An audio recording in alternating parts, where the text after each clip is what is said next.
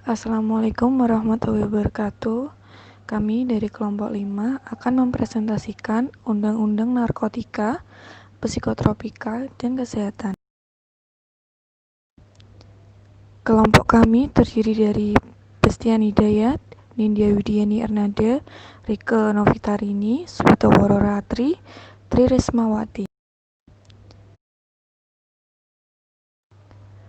Langsung kepada presentasinya. Di sini adalah pengertian narkotika sendiri menurut Undang-Undang Republik Indonesia Nomor 35 Tahun 2009 tentang narkotika. Narkotika adalah zat atau obat yang berasal dari tanaman atau bukan tanaman, baik sintesis maupun semi-sintesis, yang dapat menyebabkan penurunan atau perubahan kesadaran, hilangnya rasa, mengurangi sampai menghilangkan rasa nyeri, dan dapat menimbulkan ketergantungan dan dibedakan ke dalam golongan-golongan sebagaimana terlampir dalam undang-undang. Undang-Undang tentang narkotika berdasarkan Pancasila dan Undang-Undang Dasar Negara Republik Indonesia tahun 1945. Undang-Undang tentang narkotika diselenggarakan berasaskan keadilan, pengayoman, kemanusiaan, ketertiban, perlindungan, keamanan, nilai-nilai ilmiah, dan kepastian hukum. Beberapa golongan narkotika. 1. Narkotika golongan 1 seperti ganja, opium, tanaman koka. Golongan ini sangat berbahaya jika dikonsumsi karena berisiko tinggi menimbulkan efek kecanduan. 2. Narkotika golongan 2 bisa dimanfaatkan untuk pengobatan asalkan sesuai resep dokter. Jenis dari golongan ini kurang lebih ada 85 jenis. Beberapa di antaranya seperti morfin, alfa-prodina, dan lain-lain. Golongan 2 juga berpotensi tinggi menimbulkan ketergantungan. Ketiga, narkotika golongan 3. Narkotika golongan 3 memiliki risiko ketergantungan yang cukup ringan dan banyak dimanfaatkan untuk pengobatan seperti terapi.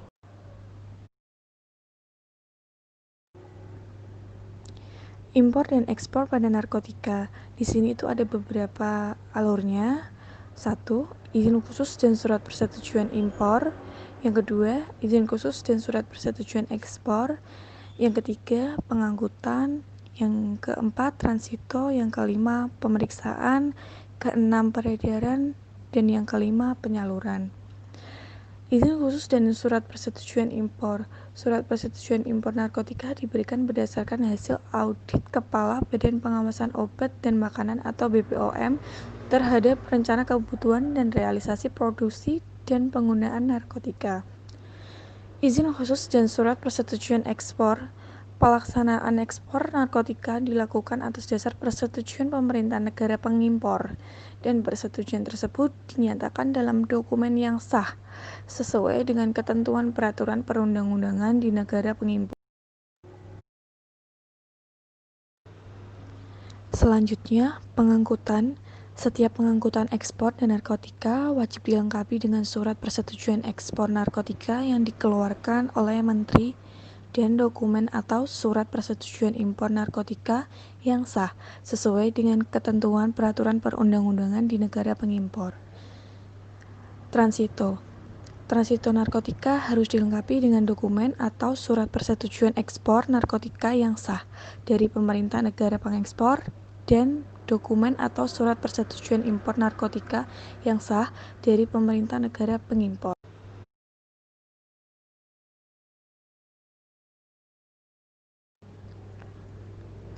Selanjutnya, dokumen atau surat persetujuan ekspor narkotika dari pemerintah negara pengekspor dan dokumen atau surat persetujuan impor narkotika sekurang-kurangnya memuat keterangan tentang 1.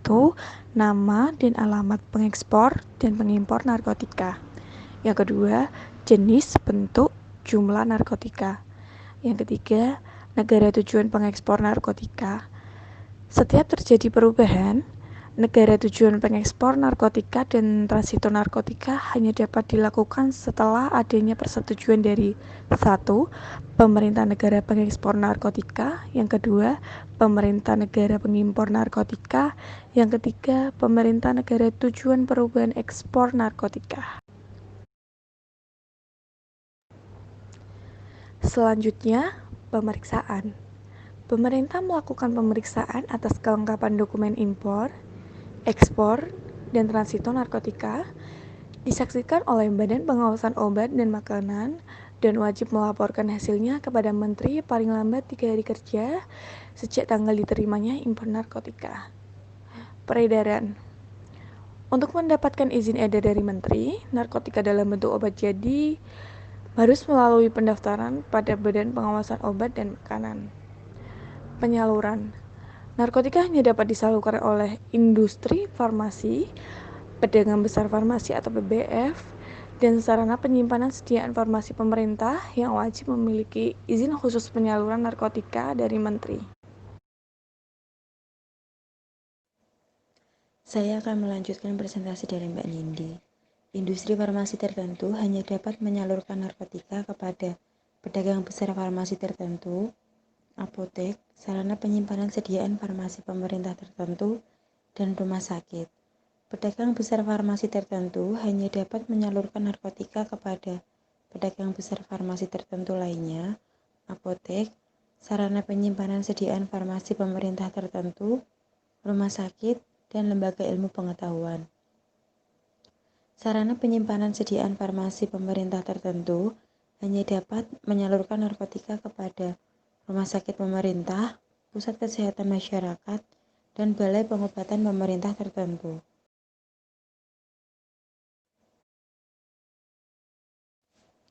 Penyerahan. Penyerahan narkotika hanya dapat dilakukan oleh apotek, rumah sakit, pusat kesehatan masyarakat, balai pengobatan, dan dokter.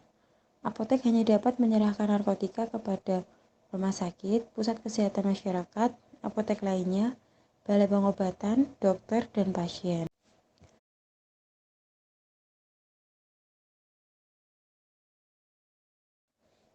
Rumah sakit, apotek, pusat kesehatan masyarakat, dan balai pengobatan hanya dapat menyerahkan narkotika kepada pasien berdasarkan resep dokter. Penyerahan narkotika oleh dokter hanya dapat dilaksanakan untuk menjalankan praktik dokter dengan memberikan narkotika melalui suntikan, menolong orang sakit dalam keadaan darurat dengan memberikan narkotika melalui suntikan, atau menjalankan tugas di daerah terpencil yang tidak ada apotek. Label dan publikasi. Industri farmasi wajib mencantumkan label pada kemasan narkotika, baik dalam bentuk obat jadi maupun bahan baku narkotika. Narkotika hanya dapat dipublikasikan pada media cetak ilmiah kedokteran atau media cetak ilmiah farmasi. Label. Pengobatan dan rehabilitasi. Pengobatan. Dokter dapat memberikan narkotika golongan 2 atau golongan 3 dalam jumlah terbatas dan sediaan tertentu kepada pasien sesuai dengan ketentuan peraturan perundang-undangan. Pasien dapat memiliki, menyimpan, dan atau membawa narkotika untuk dirinya sendiri, di mana pasien harus mempunyai bukti yang sah bahwa narkotika yang dimiliki, disimpan, dan atau dibawa untuk digunakan diperoleh secara sah sesuai dengan ketentuan peraturan perundang-undangan. Saya akan melanjutkan presentasi dari Mbak Rike. Selanjutnya ada rehabilitasi. Rehabilitasi medis pecandu narkotik dilakukan di rumah sakit yang ditunjuk oleh Menteri. Lembaga rehabilitasi tertentu yang diselenggarakan oleh instansi pemerintah atau masyarakat dapat melakukan rehabilitasi medis pecandu narkotik setelah mendapatkan persetujuan Menteri. Dalam Pasal 54 UU Nomor 35 Tahun 2009 ditegaskan bahwa pecandu dan korban penyalahgunaan narkotik wajib menjalankan rehabilitasi untuk menghentikan ketergantungan terhadap narkoba. Rehabilitasi tersebut juga bertujuan untuk memulihkan kemampuan fisik, mental, serta sosial penderita. Tahapan rehabilitasi narkotik di Indonesia dibagi menjadi 3, yaitu rehabilitasi medis atau detoksifikasi, yang kedua ada rehabilitasi non-medis atau primer, dan yang ketiga ada bina lanjut.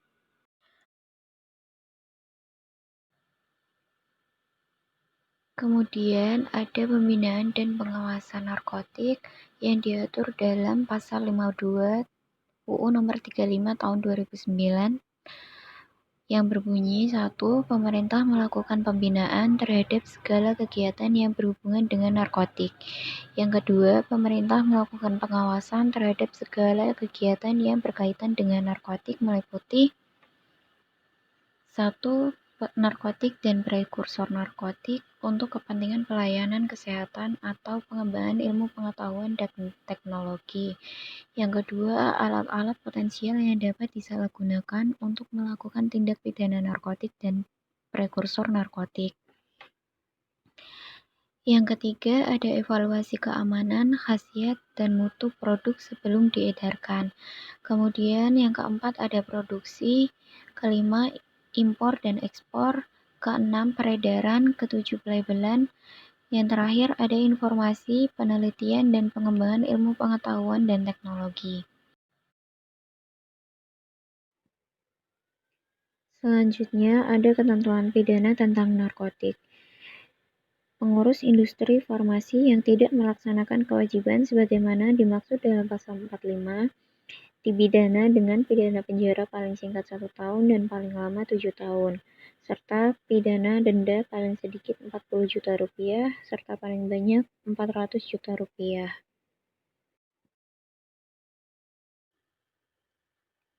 Selanjutnya ada psikotropik. Undang-undang yang mengatur tentang psikotropik ada dalam UU RI nomor 5 tahun 1997 tentang psikotropik. Pengertian psikotropik sendiri yaitu zat atau obat, baik alamiah maupun sintesis, bukan narkotik yang berkhasiat psikoaktif melalui pengaruh selektif pada susunan syaraf pusat yang menyebabkan perubahan khas pada aktivitas mental dan perilaku. Psikotropik yang mempunyai potensi mengakibatkan sindroma ketergantungan sebagaimana dimaksud pada ayat 1 digolongkan menjadi psikotropik golongan 1, 2, 3, dan psikotropik golongan 4.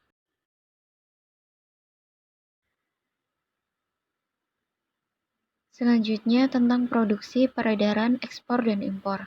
Yang pertama ada produksi. Psikotropik hanya dapat diproduksi oleh pabrik yang telah memiliki izin sesuai dengan ketentuan peraturan perundang-undangan yang berlaku. Psikotropik golongan 1 dilarang diproduksi atau digunakan dalam proses produksi. Psikotropik yang diproduksi untuk diedarkan berupa obat harus memenuhi standar atau persyaratan Farmakop Indonesia atau buku standar lainnya. Yang kedua ada peredaran yang dibagi menjadi umum, penyaluran, dan penyerahan.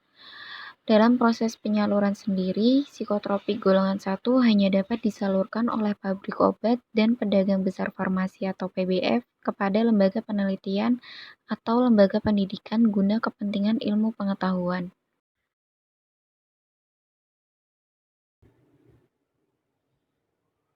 Selanjutnya ada penyerahan.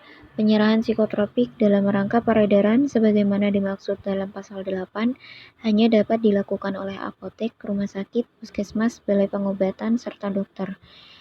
Yang ketiga ada ekspor dan impor. Ekspor dan impor sendiri dibagi menjadi 3 bagian. Yang pertama ada surat persetujuan ekspor dan impor, yang kedua ada transito, dan yang ketiga ada pemeriksaan. Setiap transito psikotropik harus dilengkapi surat persetujuan ekspor psikotropik yang terlebih dahulu telah mendapat persetujuan dan dikeluarkan oleh pemerintah negara pengekspor psikotropik.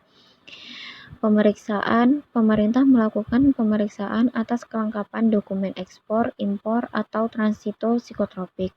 Importir psikotropik memeriksa psikotropik yang diimpornya dan wajib melaporkan hasilnya kepada menteri yang dikirim selambat-lambatnya 7 hari kerja sejak diterimanya impor psikotropik di perusahaan. Label dan iklan, kebutuhan tahunan dan pelaporan, pengguna psikotropika dan rehabilitasi. Yang pertama, label dan iklan. Pabrik obat wajib mencantumkan label pada kemasan psikotropik. Label psikotropik adalah setiap keterangan mengenai psikotropika yang dapat berbentuk tulisan, kombinasi gambar, dan tulisan atau bentuk lain. Yang kedua, kebutuhan tahunan dan pelaporan. Menteri menyusun rencana kebutuhan psikotropik untuk kepentingan pelayanan kesehatan dan ilmu pengetahuan untuk setiap tahun. Yang ketiga, pengguna psikotropik dan rehabilitasi. Pengguna psikotropik hanya dapat memiliki, menyimpan, atau membawa psikotropik untuk digunakan dalam rangka pengobatan atau perawatan. Pemantauan prekursor, pembinaan dan pengawasan, pemusnahan. Yang pertama, pemantauan prekursor. Prekursor dan alat-alat yang potensial dapat disalahgunakan untuk melakukan tindak pidana psikotropik ditetapkan sebagai barang di bawah pemantauan pemerintah. Yang kedua, pembinaan dan pengawasan. Pembinaan dan pengawasan. Pemerintah melakukan pengawasan terhadap segala kegiatan yang berhubungan dengan psikotropik, baik yang dilakukan oleh pemerintah maupun oleh masyarakat. Yang ketiga, pemusnahan. Setiap pemusnahan psikotropika wajib dibuatkan berita acara. Ketentuan lebih lanjut mengenai pemusnahan psikotropik ditetapkan dengan peraturan pemerintah.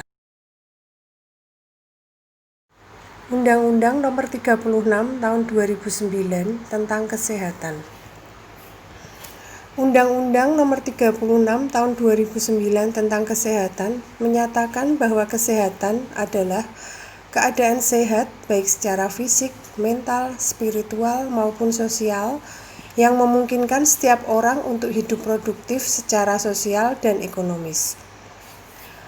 Sedangkan pengertian dari tenaga kesehatan adalah setiap orang yang mengabdikan diri dalam bidang kesehatan serta memiliki pengetahuan atau keterampilan melalui pendidikan di bidang kesehatan untuk jenis tertentu memerlukan kewenangan untuk melakukan upaya kesehatan.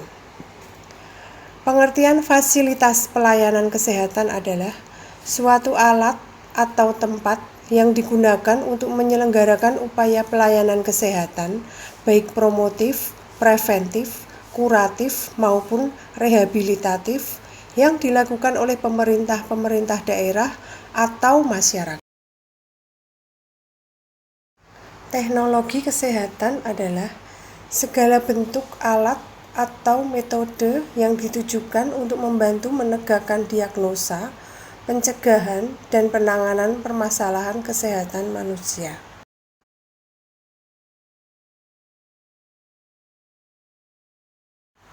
Hak dan kewajiban. Setiap orang berhak, pertama, setiap orang berhak atas kesehatan. Yang kedua, setiap orang mempunyai hak yang sama dalam memperoleh akses atas sumber daya di bidang kesehatan. Yang ketiga, mempunyai hak dalam memperoleh pelayanan kesehatan yang aman, bermutu, dan terjangkau. Sedangkan kewajibannya adalah mewujudkan, mempertahankan, dan meningkatkan derajat kesehatan masyarakat yang setinggi-tingginya. Yang kedua, meliputi upaya kesehatan perseorangan, upaya kesehatan masyarakat, dan pembangunan berwawasan kesehatan.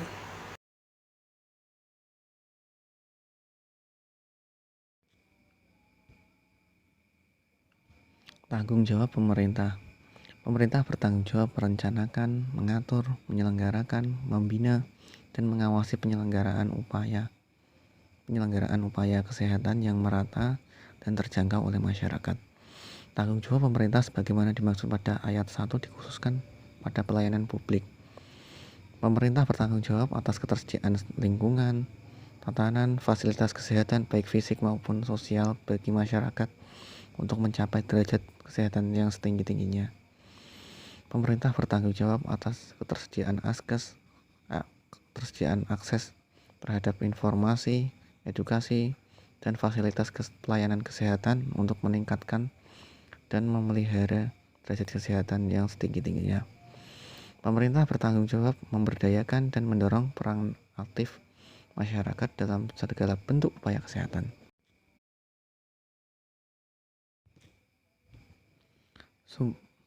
Sumber daya di bidang kesehatan. Tenaga kesehatan adalah setiap orang yang mengabdikan diri dalam bidang kesehatan serta memiliki pengetahuan dan atau keterampilan melalui pendidikan di bidang kesehatan yang untuk jenis tertentu memerlukan kewenangan untuk melakukan upaya kesehatan. Tenaga kesehatan sebagaimana dimaksud dalam pasal 23 harus memenuhi ketentuan kode etik, standar profesi, hak pengguna pelayanan kesehatan, standar pelayanan, dan standar prosedur operasional. Tenaga kesehatan harus memiliki kualifikasi minimum. Ketentuan mengenai kualifikasi minimum sebagaimana dimaksud pada ayat 1 diatur dengan peraturan menteri. Upaya kesehatan. Upaya kesehatan adalah setiap kegiatan dan atau serangkaian kegiatan yang dilakukan secara terpadu, terintegrasi, dan berkesinambungan untuk memelihara dan meningkatkan derajat kesehatan masyarakat dalam bentuk pencegahan penyakit, peningkatan kesehatan, pengobatan penyakit, dan pemulihan kesehatan oleh pemerintah dan atau masyarakat. Upaya kesehatan melalui kegiatan 1. A. Pelayanan kesehatan. B. Pelayanan kesehatan tradisional. C. Peningkatan kesehatan dan pencegahan penyakit. D. Penyembuhan penyakit dan pemulihan kesehatan. E. Kesehatan reproduksi. F. Keluarga berencana. G. Kesehatan sekolah.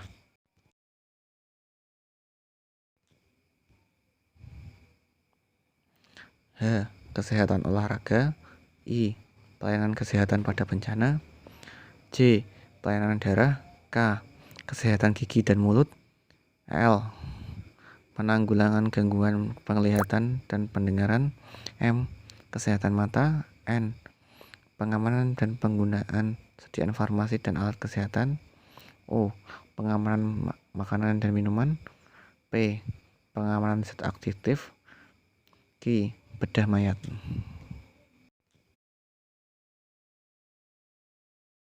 Terima kasih.